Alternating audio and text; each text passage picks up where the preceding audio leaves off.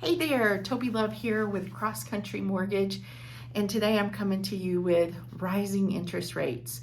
Why is this happening? But before we get into that, if you're finding value in these videos, please comment, like, share, and ask us more questions. Send us the questions you want me to talk about. I know a lot of clients, consumers, they see the Fed funds rate, and the Fed funds rate has only raised about a quarter since the mortgage interest rates have jumped up substantially.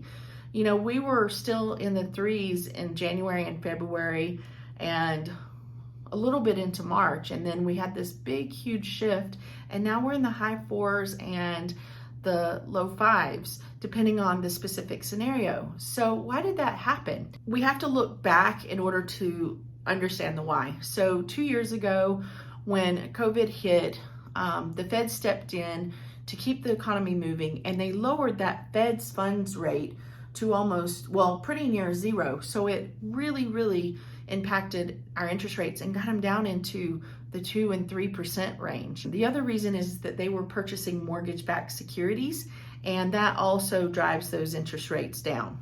So now we're back into somewhat of a normal life, and the Feds have to balance out. They have to do a reset. And so the Fed's funds rate is increasing, and also they're backing off on buying the mortgage-backed securities. So now there are more mortgage-backed securities. And when that happens, it's the classic supply and demand. There's more there, and there's not as many buyers for that. So whenever those instruments aren't being purchased, it causes a little fear in that particular market. And there we have the backing off of more mortgage-backed securities being purchased. So interest rates are going to go up. Now, here's the thing with this. I am here to help normalize the 4 and 5% price range or interest rate range, because that's really where we were pre-COVID.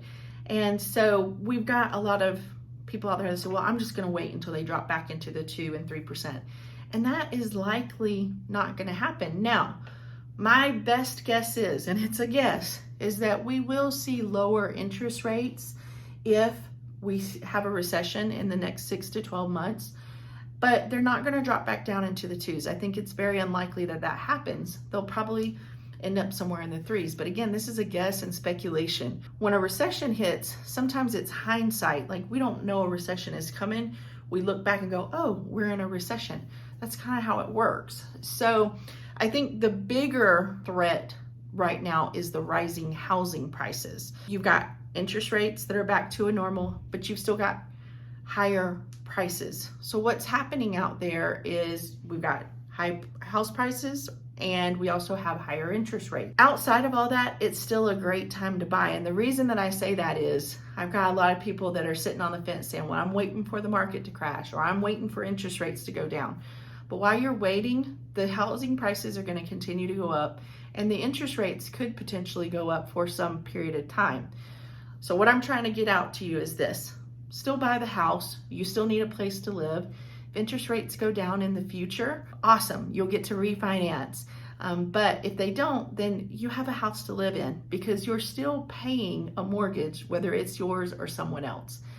We're here to help you work out all the details. Please don't hesitate to give us a call, 951-704-7421. I can get you pre-approved, strategize with you, walk you through the process, and would love to be your choice to do that. Thanks so much, and we'll talk to you soon. Bye.